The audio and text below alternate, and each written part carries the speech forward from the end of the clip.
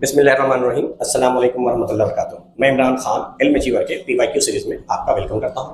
आज हम लोग केमिस्ट्री का 9th क्लास से है स्ट्रक्चर ऑफ एटम, इस चैप्टर के पीवाईक्यू को डिस्कस करेंगे। हम लोग 10 ईयर के पीवाईक्यू डिस्कस कर रहे थे, तो 2015 से 2025 इस पीवाईक्यू में मैंने किया ये है कि एक टाइप के जितने क्वेश्चंस हैं जो अलग अलग साल आए हैं उनको मैंने एक साथ लिया है। तो हो सकता है पहला सवाल 2025 का न हो, लेकिन होंगे 2015 से 2025 तक के ही सारे सवाल। तो टॉपिक बाय टॉपिक मैंने उसको सिंक्रोनाइज करने की कोशिश की है। चलिए देखिए, पहला सवाल, और ईयर अगर आप देखें तो 2021 है, कहीं पे 2025 के भी सवाल आएंगे। तो ये क्वेश्चन है, the electronic configuration of element को रिप्रेजेंट किया गया है x से, नीचे लिखा हुआ है 20, ऊपर लिखा हुआ है 40। तो आप पहले इस रिप्रेजेंटेशन को समझे। दिस इज अ एलिमेंट, नीचे जो भी आप लिखते हैं चाहे लेफ्ट या राइट में, उसे एटॉमिक नंबर कहते हैं, और ऊपर जो लिखते हैं उसको आप एटॉमिक मास कहते हैं।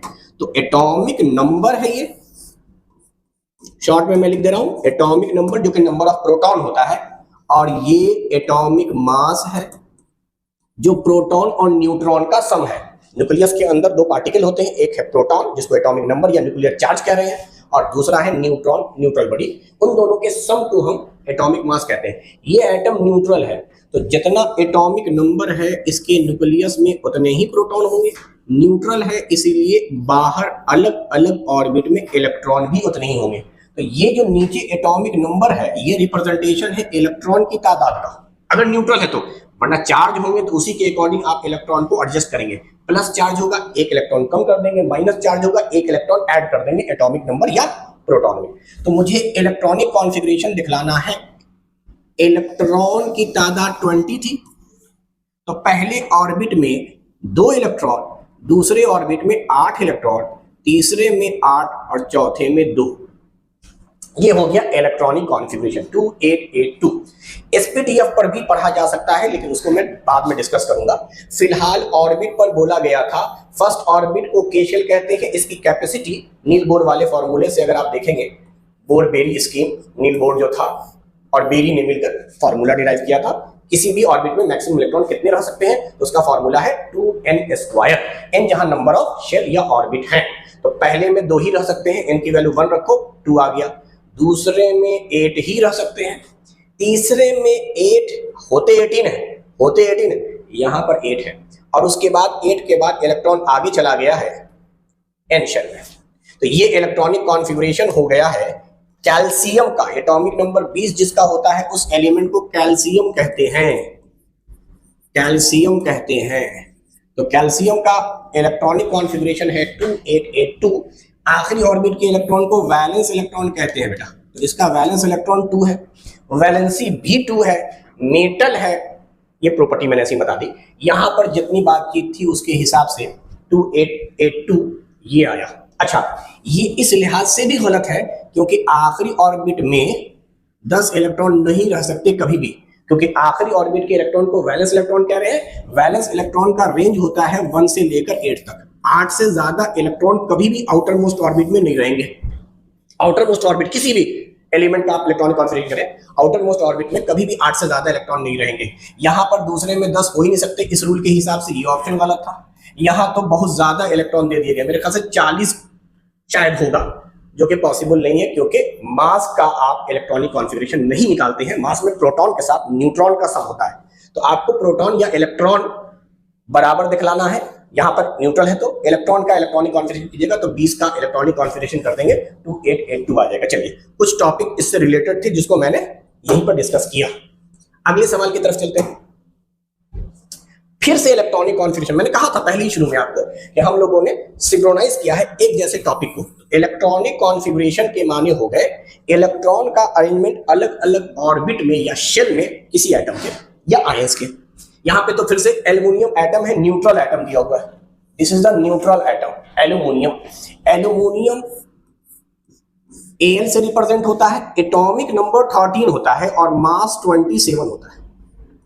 यहां से आप पता लगा लीजिए कि न्यूट्रल है तो प्रोटॉन भी 13 थे और इलेक्ट्रॉन न्यूट्रल होने की वजह से 13 थे।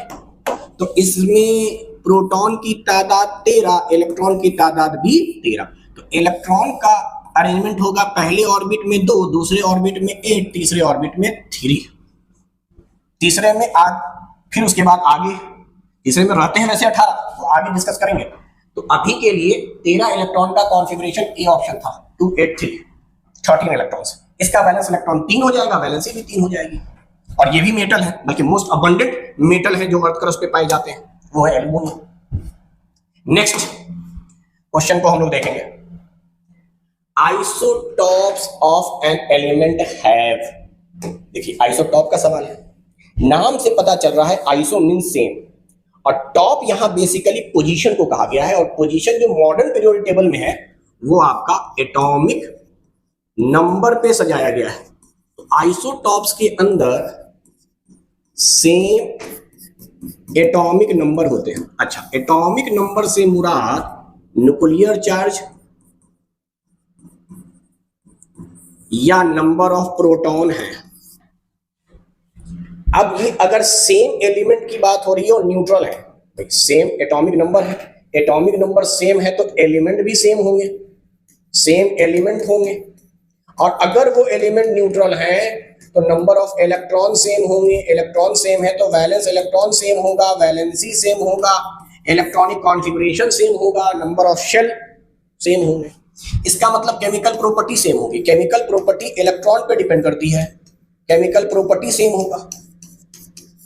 ये आइसोटॉप के बारे में बोल दिया, same element, same atomic number, proton ही एटॉमिक नंबर होता है, न्यूक्लियर चार्ज ही एटॉमिक नंबर होता है, न्यूट्रल है तो इलेक्ट्रॉन भी सेम, इलेक्ट्रॉन सेम तो electronic configuration same, valency valence electron सब सेम, और केमिकल प्रॉपर्टी इलेक्ट्रॉन पे डिपेंड करती है, लिहाजा सब सेम। अच्छा, डिफरेंट क्या चीज है? ये तो सेम की कहानी हो गई। तो देखो डिफरेंट मास होता है, मास कहते हैं प्रोटॉन प्लस न्यूट्रॉन को। अभी अंडरस्टूड सी बात है, प्रोटॉन तो सेम था, तो न्यूट्रॉन के बदलने की वजह से मास बदला होगा, न्यूट्रॉन अलग अलग होंगे जिसकी वजह से मास अलग अलग होता है, और मास पर डिपेंड करती है फिजिकल प्रॉपर्टी। तो फिजिकल प्रॉपर्टी आपकी अलग अलग हो गई। अब आते हैं ऑप्शन पर, सेम फिजिकल प्रॉपर्टी नहीं भैया, फिजिकल प्रॉपर्टी तो डिफरेंट हो जाएगी। डिफरेंट केमिकल प्रॉपर्टीज, ठीक उल्टा दिया, केमिकल प्रॉपर्टी सेम होगी, इलेक्ट्रॉन सेम था, इसलिए डिफरेंट नंबर ऑफ न्यूट्रॉन, सही बात है, न्यूट्रॉन के बदलने से ही मास बदलता है। डिफरेंट एटॉमिक नंबर नहीं, एटॉमिक नंबर सेम है, एलिमेंट सेम है, इलेक्ट्रॉन सेम है, केमिकल प्रॉपर्टी सेम है, और फिजिकल प्रॉपर्टी मास और न्यूट्रॉन डिफरेंट है। ये है आइसोटॉप की कहानी। चलिए तो नेक्स्ट क्वेश्चन की तरफ चलते हैं। नेक्स्ट क्वेश्चन यहाँ पे है, हाइड्रोजन हैज 3 आइसोटॉप्स, और वो दिया हुआ है, देखिए आइसोटॉप के सवाल हैं और ये मेंशन कर दिया है। ये है प्रोटियम जिसका एटॉमिक मास 1 होता है, ये है ड्यूटेरियम जिसका मास 2 है, और ये है tritium. And chlorine has 2 isotope, chlorine 35 mass and chlorine 37। HCl molecule बनाया गया है, समझिए बात को, एक आइसोटॉप हाइड्रोजन से लिए गए हैं और एक क्लोरीन से लिए गए हैं, और प्रोडक्ट तैयार हुआ है HCl। आपसे यही पूछा है कौन सा कॉम्बिनेशन है। HCl की इंफॉर्मेशन ये है कि इस पूरे मॉलिक्यूल में 18 प्रोटॉन है। अच्छा, प्रोटॉन मतलब एटॉमिक नंबर, तो दिया हुआ नहीं है, ये समझिए कि क्लोरीन का 17 होता है, ये बात हमें पता है। एटॉमिक नंबर एलिमेंट के लिए कांस्टेंट होते हैं, 17 एटॉमिक नंबर बोले तो क्लोरीन, और एटॉमिक नंबर 1 बोले तो हाइड्रोजन। तो इन दोनों के एटॉमिक नंबर को अगर जोड़ेंगे तो 18 आएगा। 18 मतलब प्रोटॉन की तादाद, इसमें 1 प्रोटॉन है न्यूक्लियस में, इसमें 17 है, इस पूरे मॉलिक्यूल में 18 प्रोटॉन है, वो बात सही है। न्यूट्रॉन बड़ा इंटरेस्टिंग चीज यहाँ पे है कि न्यूट्रॉन की तादाद 19 दी है। अच्छा, न्यूट्रॉन और प्रोटॉन को अभी बताया था मैंने, मास कहते हैं, तो इस पूरे मॉलिक्यूल पर मास कितना होगा? 18 और 19 जोड़ेंगे 37 आएगा, तो मास 37 होना चाहिए। चलो देखो, 1 + 35 36, 2 + 37 39, 2 + 35 37, 3 + 35 38। तो इसका मतलब इस पूरे मॉलिक्यूल पे 37 मास हो रहा है। एक कॉम्बिनेशन 35 लिया गया होगा और एक कॉम्बिनेशन 2 वाला लिया गया होगा, तभी 35 होगा, सॉरी 37 होगा। ये तो ऑप्शन से देखिए, लॉजिक से भी समझिए। क्लोरीन 2 ही है, 35 37, अगर ये 37 वाले आ जाए तो हाइड्रोजन का मास 0 रखना पड़ेगा, तभी सम 37 आएगा। अगर मैं क्लोरीन के दूसरे आइसोटॉप ले लेता HCl में, तो यहां तो अंडरस्टूड सी बात है कि मास 0 है ही नहीं, मास तो 1 कम से कम होगा। अगर हाइड्रोजन है तो कम से कम मास 1 होगा, या ज्यादा से ज्यादा हाइड्रोजन कंट्रीब्यूट करेगा 3। तो अगर यहां पर नंबर ऑफ न्यूट्रॉन और चेंज कर दे, मैं सिर्फ समझाने बता रहा हूं, प्रोटॉन तो 18 ही होंगे, अगर न्यूट्रॉन 20 हो जाए तो अब मास हो जाएगा 38। अच्छा, ये कॉम्बिनेशन बन सकता है दो तरीके से। 38 लाना है तो H का 1 और क्लोरीन का 37 ऐड करो, 38 हो गया। दूसरा, क्लोरीन का 35 करेंगे तो हाइड्रोजन का 3 ऐड करेंगे। तो यहां पे दो पॉसिबिलिटी है 38 के लिए, बट 37 के लिए एक ही पॉसिबिलिटी है और ऑप्शन से देखा आपने यही कॉम्बिनेशन था। अच्छा, और भी चेंज करके हम बना सकते हैं, प्रोटॉन 18 ही रखें और अगर ये क्वेश्चन दे दे कि न्यूट्रॉन की तादाद 21 है, अब यहां से मास निकालोगे 39 आएगा। अब सोचो 35 वाला तो कभी आएगा नहीं, क्योंकि अगर यहाँ 35 है तो आपको हाइड्रोजन 39 मास लाने के लिए 4 करना पड़ेगा और H4 जैसा कोई चीज पाया नहीं जाता। और यहाँ दिया भी नहीं, हाइड्रोजन के 3 ही आइसोटॉप दिए हैं, मैक्सिमम मास 3 है। तो ये कॉम्बिनेशन तो आप भूल जाइए। 35 से बनने वाला 37 ही मास से कॉम्बिनेशन बनेगा, ये 39 है तो H2 आएगा। यही कॉम्बिनेशन बनेगा अगर क्वेश्चन ऐसा होता तो। बहरहाल सवाल ऐसा है नहीं, सवाल जो है उसके अकॉर्डिंग आंसर पहले ही बता चुका। आगे चलिए। अब देखिए फिर से आइसोटॉप पे सवाल है। Copper metal has naturally occurring isotope copper 63, इसका परसेंटेज इतना दिया है। आइसोटॉपिक मास इतना दिया है, कॉपर 65 जिसका परसेंटेज इतना दिया है और आइसोटॉपिक मास इतना दिया है। What is the atomic mass of copper? थोड़ा सा कैलकुलेशन वाली चीज है, लेंदी चीज है, मगर मैं आपको तरीका बताऊं, आप कीजिए क्या, आइसोटॉपिक मास से परसेंटेज को मल्टीप्लाई कीजिए। मैं सिर्फ समझाने के लिए बोल रहा हूं। पहला वाला दिया हुआ है 69.17, इतने परसेंट है, और इनका मास दिया हुआ है 62.94। इसको कैलकुलेट करना होगा, फिर प्लस करना होगा, इतना परसेंट दिया हुआ है 30.83, इसको आपको मल्टीप्लाई करना होगा इसके आइसोटॉपिक मास से और पूरे को 100 से डिवाइड कर देंगे तो एवरेज मास निकलेगा। एक्चुअली यहाँ कॉपर से मुराद एवरेज मास निकालना, दोनों आइसोटॉप दिए हुए हैं तो एवरेज निकालने का क्या तरीका, पूरा को 100 मान लीजिए, 100 में इतना पीस इस मास का है, रिमेनिंग इतना पीस इतने मास का है, मल्टीप्लाई करेंगे 100 से डिवाइड करेंगे, ये वैल्यू आएगी 63.5 के आसपास, क्योंकि कॉपर का वैसे होता ही है मास 63.5, मतलब AMU या यू कह दीजिए एटॉमिक मास यूनिट AMU। तो आप इसको कैलकुलेट करेंगे, कैलकुलेट करके 100 से डिवाइड करेंगे, यू विल गेट 63.5। ऑप्शन के अकॉर्डिंग 62.9, 64.9, 63.9, 63.55। तो ये कैलकुलेशन करके हम लोग इजीली जवाब दे सकते हैं, कॉन्सेप्ट यही होता है। नेक्स्ट क्वेश्चन की तरफ चलते हैं। अब देखिए यहां पर आपको निकालना है, ये कंपैरेटिवली आसान सा कैलकुलेशन है, इसको मैं बाकायदा करके दिखला दूंगा कि फिर से वही एलिमेंट है, दो आइसोटॉप है 35 एंड 37, यानी क्लोरीन रहा होगा, इनका रेशियो है 3:1, यानी 3 पार्ट है 35 मास वाला और 1 पार्ट है 37 मास वाला। टोटल 4 पीस दिए हुए हैं, 3 का मास है 3 × 35 जितने पीस थे, फिर प्लस 1 रेशियो में है तो 1 × 37 divide by 4। This is the average mass of chlorine, या यहाँ पे एलिमेंट X है तो average mass of element X निकालना है। चलो वैसे तो क्लोरीन है तो क्लोरीन का भी याद होना था, ये सारे 35 आता है। चलो मल्टीप्लाई करके हम देख लेते हैं। तो यहां पर अगर आप मल्टीप्लाई करेंगे 35 को 3 से तो 105 प्लस 37 डिवाइड बाई 4, इसको कीजिए ये आ जाएगा 142 बाई 4। चलिए 4 से काट देते हैं, 4 × 12, 2 22, 4 × 5 20, 2 4 × 5 20, 35.5 AMU, 35.5। क्लोरीन की बात कर रहा है, 3:1 रेशियो है, इसको परसेंटेज में बोलेंगे तो 75%। 3 का मतलब हो गया 100 में 75 हिस्सा और ये हो जाएगा 25%। तो परसेंट में बात कीजिएगा तो 25% और 75% है। कभी कभी सवाल ये भी पूछ लेता है कि क्लोरीन के दोनों आइसोटॉप के परसेंटेज कितने कितने हैं, तो कम मास वाले का परसेंटेज ज्यादा है, 35 मास वाले का परसेंटेज ज्यादा है 75%, और 37 मास जिसका मास ज्यादा है उसका परसेंटेज कम है 25%। अब आइए अगला सवाल है, और ये भी आसान सवाल है। Neutron are not present in the nucleus of, nucleus के अंदर प्रोटॉन और न्यूट्रॉन मैंने आपको पढ़ाए हैं, लेकिन एक एलिमेंट ऐसा है हाइड्रोजन जिसके न्यूक्लियस में सिर्फ प्रोटॉन होते हैं, न्यूट्रॉन नहीं होता है, और ये भी प्रोटियम वाला है। हाइड्रोजन के 3 आइसोटॉप होते हैं, तो हाइड्रोजन में भी एक आइसोटॉप जिसका नाम प्रोटियम है, उसके न्यूक्लियस में सिर्फ एक प्रोटॉन होंगे, न्यूट्रॉन नहीं होगा, और बाहर ऑर्बिट में इलेक्ट्रॉन होंगे। इसीलिए इसको जब रिप्रेजेंट करते हैं तो नीचे एटॉमिक नंबर यानी प्रोटॉन और ऊपर आप मास रखेंगे प्रोटॉन प्लस न्यूट्रॉन, तो इसके मास की वैल्यू 1 आती है। आप एटॉमिक मास में से जब एटॉमिक नंबर को माइनस कर देते हैं तो नंबर ऑफ न्यूट्रॉन निकल कर आता है जो कि 0 आया। बाकी सब में होगा हीलियम का रिप्रेजेंटेशन यानी He नीचे एटॉमिक नंबर ऊपर मास, तो यहां जब घटाएंगे 4 - 2 तो न्यूट्रॉन की तादाद 2 आ जाएगी।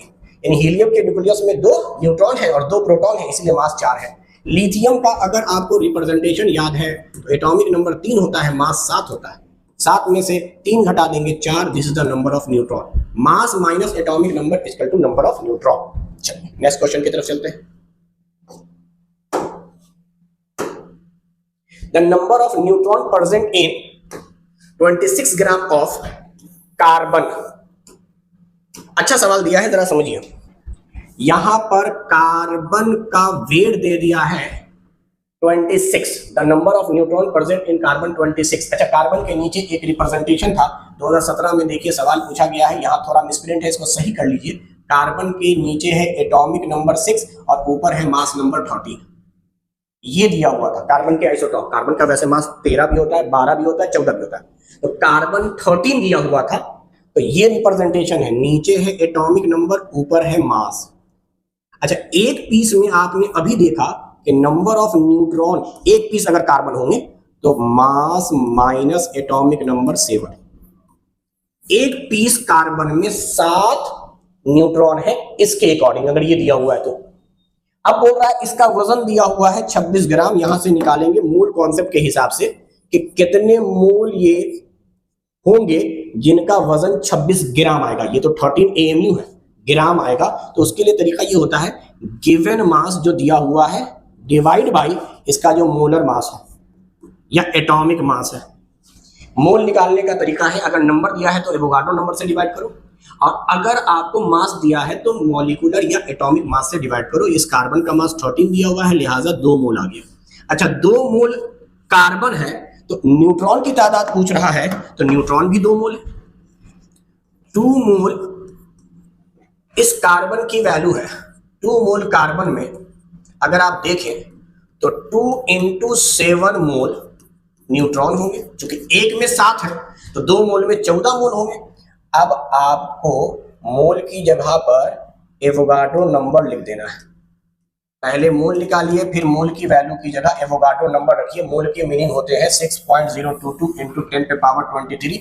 इतने नंबर ऑफ न्यूट्रॉन आ गए।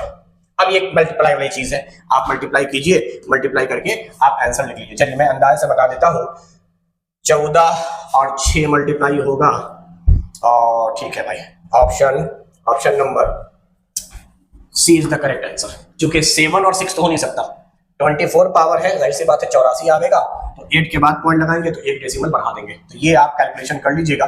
मेन बात ये थी कि ये दिया हुआ है, सिर्फ कार्बन नहीं है, कार्बन इस शक्ल में दिया हुआ है, नीचे एटॉमिक नंबर ऊपर मास, मास में से एटॉमिक नंबर गया न्यूट्रॉन 1 में पता चल गया, तो 26 ग्राम में कितने मोल थे ये पता चल गया। 26 ग्राम कार्बन दिया था, कार्बन का मोल है, कार्बन 2 मोल है, तो 1 में 7 पीस, 2 मोल में 14 मोल। अब 14 मोल को नंबर में कन्वर्ट कर लीजिए। चलिए next question, the number of unpaired electron in chromium atom. देखिए यही है 2025 में आया हुआ सवाल। अच्छा सवाल है, समझने वाला सवाल है।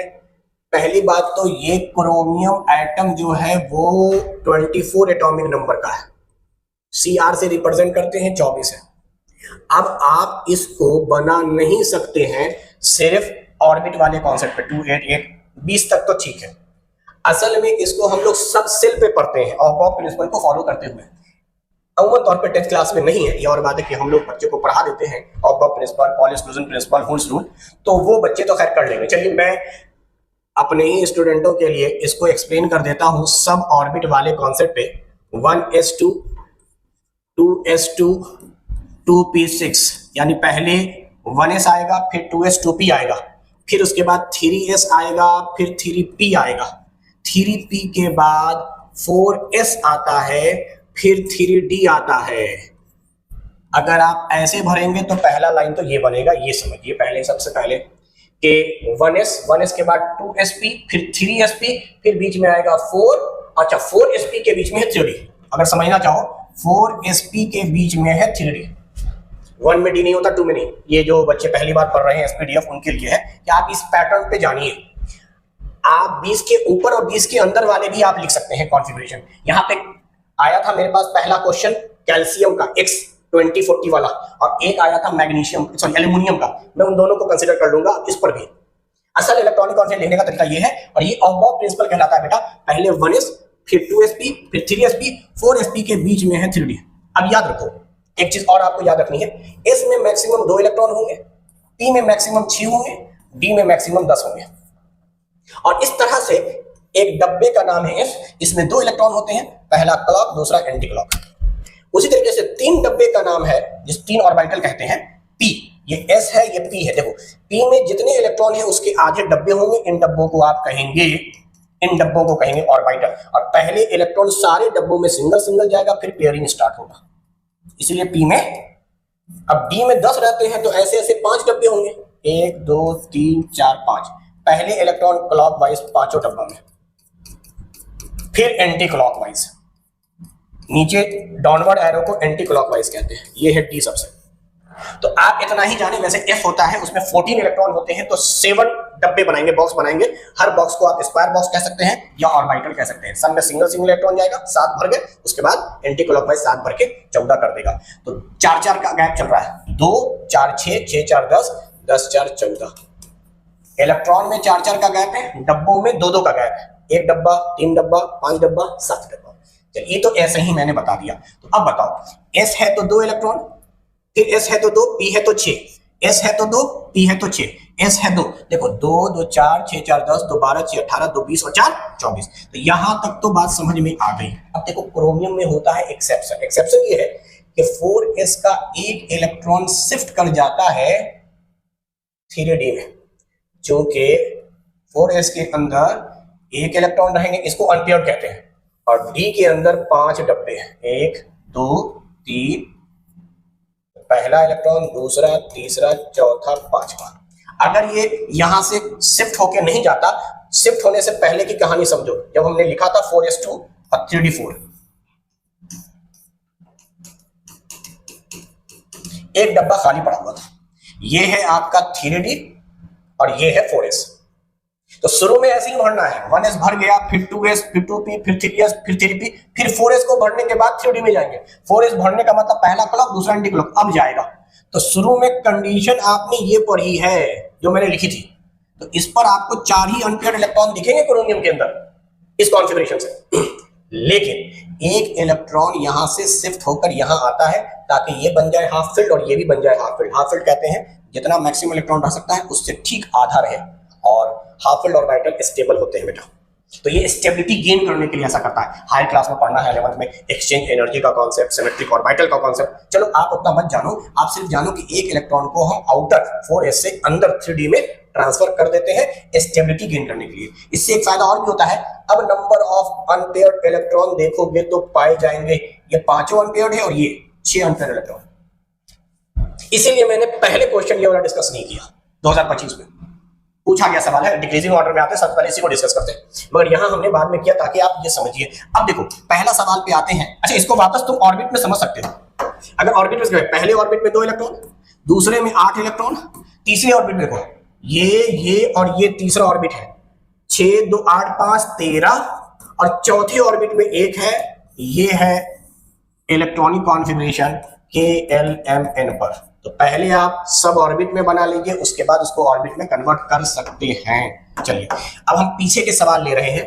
मेरे पास था 20 और 40, इसको कैल्शियम कहा था आपने, और 2882 कर दिया था। 20 तक आसान है, लेकिन अगर मैं इसको SPDF वाले इलेक्ट्रॉनिक कॉन्फ़िगरेशन से बना रहा होता तो 1s के बाद 2sp आता है, फिर 3sp आता है। अच्छा, अब इलेक्ट्रॉन भी गिन लो, s में 2 रहेंगे, एक ही डब्बा है, पहला क्लॉक दूसरा एंटी क्लॉक। p में 3 डब्बे हैं, तीनों में क्लॉक क्लॉक फिर एंटी क्लॉक, यानी 6 इलेक्ट्रॉन। 2 2 4 6 10 2 12 और 6 18 हो चुके हैं बेटा। अब 3sp के बाद पहले आता है 4s, फिर आता है 3d, फिर आता है 4p। तो अब बताओ 18 हो चुके थे, s को भर देगा। इसमें एक भी अनपेयर्ड नहीं है, पूरा डब्बा भरा हुआ, there is no unpaired electron. Okay, अब ऑर्बिट पे आओ। पहले ऑर्बिट में 2, दूसरे में 8, तीसरे में 8, चौथे में 2। This is the electronic configuration of calcium. जबकि अगर इसी में हम देखें मैग्नीशियम का एक आया था ना एलिमेंट, सॉरी एल्यूमिनियम आया था, एल्यूमिनियम 13 and 27 वाला, तो एल्यूमिनियम को भी देख सकते हैं बेटा 1s2 2s2 2p6 10 हो गए, 10 और 2 12, 12 और 1 13। तो ये पैटर्न याद होना चाहिए, 1s के बाद 2sp फिर 3sp, 4sp के बीच में 3d है। तो इससे आप कम से कम 30 तक का तो आराम से इलेक्ट्रॉनिक कॉन्फ़िगरेशन कर सकते हैं। साथ में अगर डब्बा सिस्टम पता है तो अनपेयर्ड इलेक्ट्रॉन गिन सकते हैं। इसको अनपेयर्ड कहेंगे, इसको पेयर्ड कहेंगे। जब एक ही डब्बे में 2 इलेक्ट्रॉन है पेयर्ड, ये पेयर्ड बनाए गए हैं, पेयर्ड। जब पूरी तरह से भर जाता है तो पेयर्ड इलेक्ट्रॉन होते हैं। चलिए थोड़ा सा एडवांस लेवल क्वेश्चन था, फिर भी कोशिश की कि चीजों को समझा दें। यहां तो डायरेक्ट आप क्वेश्चन कर सकते हैं, मैं बता देता हूं। Treatment of cancer is done by using isotope of cobalt. Cobalt का इस्तेमाल करते हैं हम लोग, और ये बेसिकली ब्रेन ट्यूमर की बात हो रही है। ब्रेन में जो ट्यूमर हो जाता है उसके इलाज के लिए हम लोग ट्रीटमेंट के लिए इस्तेमाल करते हैं। यूरेनियम का तो न्यूक्लियर रिएक्शन वगैरह में, न्यूक्लियर एनर्जी ऑब्टेन करने के लिए, वार वगैरह में, एटम बम वगैरह में इस्तेमाल किया जाता है यूरेनियम का। आयोडीन थायराइड बीमारी होती है उसके इलाज में होता है। ग्वाइटर झींगा जिसको कहते हैं उसके इलाज में इस्तेमाल किया जाता है। और हाइड्रोजन के आइसोटॉप्स अलग अलग हैं तो अलग अलग इस्तेमाल करेंगे। प्रोटियम का इस्तेमाल फ्यूल के रूप में भी करते हैं, क्लीनेस्ट फ्यूल कहलाता है, बहुत ज्यादा कैलोरीफिक वैल्यू होती है। उसके अलावा ड्यूटेरियम का इस्तेमाल न्यूक्लियर रिएक्टर में करते हैं। चलिए next question. Rutherford's alpha particle scattering experiment was responsible for the discovery of. Rutherford ने जो एक्सपेरिमेंट किया था उसमें न्यूक्लियस की डिस्कवरी की थी। Alpha particle gold foil experiment है। उसने अल्फा पार्टिकल का बम्बार्ड कराया था गोल्ड फॉइल पर, और देखा उसने कि सारी की सारी रेज जो है मैक्सिमम वो बिना डिफ्लेक्ट किए निकल गई, बल्कि एटम के ठीक बीचों बीच में बहुत ही स्मॉलर रीजन है, 1% के आसपास वॉल्यूम वाला स्पेस, जहां रिटर्न बैक आया था। तो उससे उसने पता लगाया कि अल्फा पार्टिकल पॉजिटिव चार्ज का बना हुआ है, तो इसके सेंटर पे कोई पॉजिटिव चार्ज वाला सेंटर होगा, जिसको इसने न्यूक्लियस नाम दिया था रदरफोर्ड ने। तो रदरफोर्ड डिस्कवरी किया है न्यूक्लियस की, इलेक्ट्रॉन की जे थॉमसन ने किया है cathode ray discharge tube experiment में। प्रोटॉन डिबेट है इस पर, लेकिन चलिए जो एनसीईआरटी बुक है उसके अकॉर्डिंग बात करें तो ई गोल्डस्टीन ने प्रोटॉन की या केनाल रेस की डिस्कवरी की है। न्यूट्रॉन जेम्स चैडविक ने डिस्कवर किया है। In Rutherford atomic model alpha particle were struck on gold. Gold पे स्ट्राइक किया था, एल्युमिनियम सिल्वर ट्राइटियम नहीं लिया था, गोल्ड लिया था। क्योंकि गोल्ड लेने के पीछे रीजन ये है कि gold is the most ductile metal and malleable metal. अगर मेलाइबिलिटी की बात आएगी, मेटल्स है ना, मेटल के अंदर प्रॉपर्टी होती है मेलाइबिलिटी, यानी उससे पतले पतले शीट्स बना सकते हैं आप, और वायर बना सकते हैं, बहुत थीन वायर।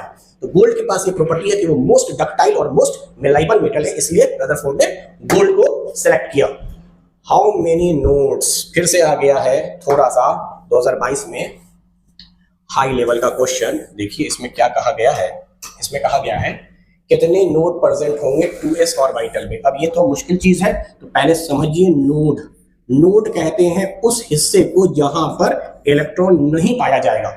जहां इलेक्ट्रॉन के पाए जाने की प्रोबेबिलिटी सबसे ज्यादा होगी उसको ऑर्बिटल कहेंगे, और जहां इलेक्ट्रॉन के पाए जाने की प्रोबेबिलिटी सबसे कम होगी उस हिस्से को नोड कहते हैं। नोड निकालने का एक फॉर्मूला होता है n-1, जहां n नंबर ऑफ ऑर्बिट होता है, n नंबर ऑफ ऑर्बिट। यानी अगर n की वैल्यू 1 है तो नोड 0 है, अगर n की वैल्यू 2 है तो नोड की वैल्यू 1 है, अगर n की वैल्यू 3 है तो नोड की वैल्यू 2 है। यानी जितना ऑर्बिट होगा एक कम कर देंगे। तो यहां इससे मतलब नहीं है, 2 सेकंड ऑर्बिट है, एक कम कर दीजिए, नोड की वैल्यू 1 आ गई। अगर नोड में सवाल पूछे तो नोड शेप के हिसाब से 2 टाइप के होते हैं। एक एंगुलर नोड कहलाता है, एंगुलर नोड, इसको रिप्रेजेंट करते हैं L से। अब इसकी वैल्यू याद रखनी होगी, L की वैल्यू 0 होगी, मतलब 0 एंगुलर नोड होंगे अगर S सब सेल दिया हो। जैसे यहां S दिया है और आपसे पूछता है एंगुलर नोड, तो 0 बोलते हैं, 0 एंगुलर नोड होगा। अगर P देता, P तो उसके अंदर एंगुलर नोड 1 होता है, D देता तो एंगुलर नोड 2 होता, 3 देता तो एंगुलर नोड F के अंदर 3 होते हैं। ये SPDF के L वैल्यू से याद करेंगे, और इंक्रीजिंग ऑर्डर में होता है 0 1 2 3 SPDF। तो S के लिए एंगुलर नोड 0, P के लिए एंगुलर नोड 1, D के लिए 2, तो यहां तो S है, तो टोटल नोड 1 है, टोटल नोड 1 है, सॉरी 2 है ना, टोटल नोड 1 है, यहां नोड ही पूछा है आपसे।